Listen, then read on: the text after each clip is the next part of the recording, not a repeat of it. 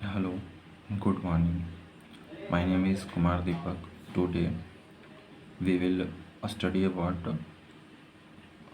a very important chapter, geometry in mathematics.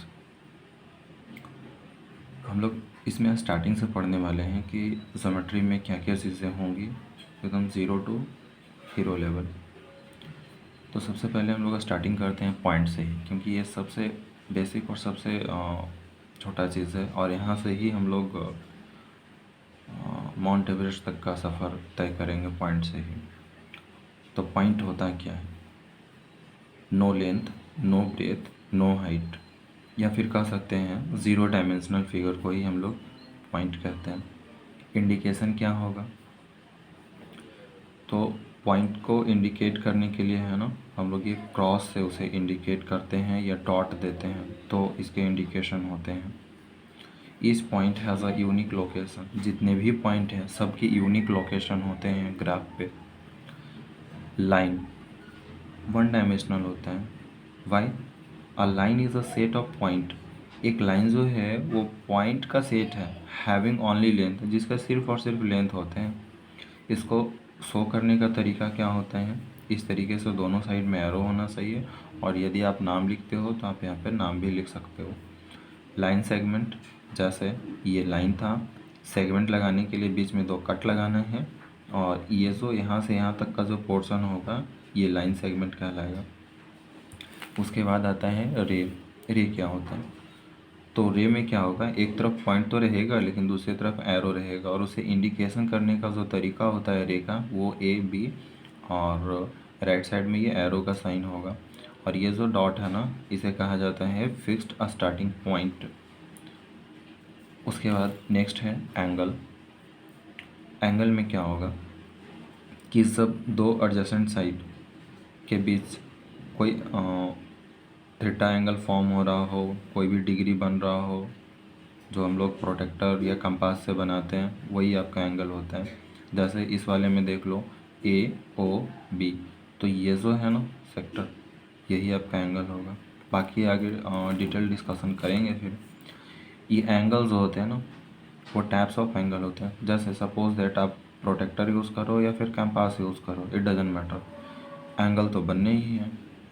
तो ये जो एंगल आपके बनेंगे ना, यदि ये एंगल आपके, ये जो थीटा है, एंगल को हम लोग थीटा से इंडिकेट करते हैं, ये जो एंगल है यदि आपके 0 to 90 डिग्री के बीच हो, 0 डिग्री से बड़ा और 90 डिग्री से छोटा, then you will say that it is a acute angle. When theta is 90 degree, then you say that it is a right angle. When theta is lies between 90 degree to 180 degree, थीटा 90 degree से बड़ा होगा, 180 degree से छोटा होगा, then it is a obtuse angle. Hindi में इसे अधिक कोण के नाम से जाना जाता है। उसके बाद है अस्टेट एंगल। अस्टेट एंगल पे जो डिग्री फॉर्म होता है, एंगल थीटा जो फॉर्म होता है, वो 180 डिग्री का फॉर्म होता है। रिफ्लेक्सिव एंगल में क्या होता है, ये जो लाइन ऐसे था ना, अभी ऐसे ये यहाँ से टर्न होगा और ये थोड़ा सा इधर घूमेगा, इस वजह से इसे बोलते हैं रिफ्लेक्स एंगल, यहाँ एंटी क्लॉक डायरेक्शन में। और इसका जो एंगल होगा ना, theta lies between 180 degree to 360 degree. 180 degree से थीटा बड़ा होगा, 360 डिग्री से थीटा छोटा होगा, और इसे इंडिकेट करने का यही तरीका होता है जिस फॉर्म में ये लिखा हुआ है। उसके बाद हम लोग डिस्कस करेंगे कंप्लीट एंगल के बारे में। कंप्लीट एंगल क्या होता है? हिंदी में बोलते हैं संपूर्ण कोण। तो थीटा जो है यदि 360 डिग्री हो तो ये कंप्लीट एंगल कहलाएगा। उसके बाद आता है वर्टिकली अपोजिट एंगल। ये क्या होता है वर्टिकली अपोजिट एंगल? हिंदी में इसे शीर्षाभिमुख कोण के नाम से जाना जाता है। सपोज दैट ये मैंने कुछ लाइन खींच रखे हैं, इसमें होगा क्या कि ये जो मैंने लाइन खींच रखा है ना, ये और ये वाला लाइन, ये वाला एंगल और ये वाला एंगल जो है ना, वो आपस में इक्वल होते हैं, इसीलिए इन्हें कहा जाता है अपोजिट एंगल। तो ये अपोजिट तो है, लेकिन कैसे वाले अपोजिट हैं? ये वर्टिकली हैं। जैसे ये वाला थिट्टा और ये वाला थिट्टा आपस में इक्वल होंगे, तो ये कैसे हैं? वर्टिकली है ना। जैसे यहाँ पे आप ये देखो, यहाँ पे ये देखो, तो ये वर्टिकली होते हैं, तो इस वजह से इसका नाम पड़ा है वर्टिकली अपोजिट एंगल। उसके बाद आता है एंगल बाइसेक्टर। एंगल बाइसेक्टर दो तरीके के आपके होते हैं, एक इंटीरियर एंगल, दूसरा एक्सटीरियर एंगल। हिंदी में जब आप पढ़ोगे तो इंटीरियर एंगल को आंतरिक कोण कहा जाता है और एक्सटीरियर एंगल को बाह्य कोण कहा जाता है। जैसे सपोज दैट ये एक एंगल था, इस एंगल के अंदर से मैंने एक लाइन खींचा जो इस एंगल को दो इक्वल पार्ट में डिवाइड कर रहा था, तो ये इसे कहा जाएगा, इस बीच वाले लाइन को कहा जाएगा इंटीरियर एंगल बाइसेक्टर, और इसका नाम क्या होगा, IAB। इसका मैंने नाम रख दिया IAB। और ये जो एंगल आपके बनेंगे वो कौन से बनेंगे,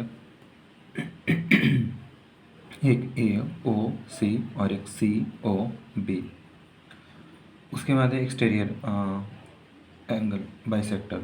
इसमें क्या होगा कि एंगल यहाँ से ना कट करके यहाँ बाहर से ये कट करेगा। जैसे इसमें था ना, ये अंदर से कट लगा रहा था, ये बाहर से कट लगाएगा और यहाँ पे ये एक एंगल बनेगा और ये इस वाले लाइन को दो इक्वल पार्ट में डिवाइड करेगा। तो यहाँ पे ये जो एंगल बनेगा ना, इसको ये दो इक्वल पार्ट में डिवाइड करेगा। इस वजह से इसका नाम पड़ता है एक्सटीरियर एंगल और हिंदी में बोलते हैं बाह्य कोण।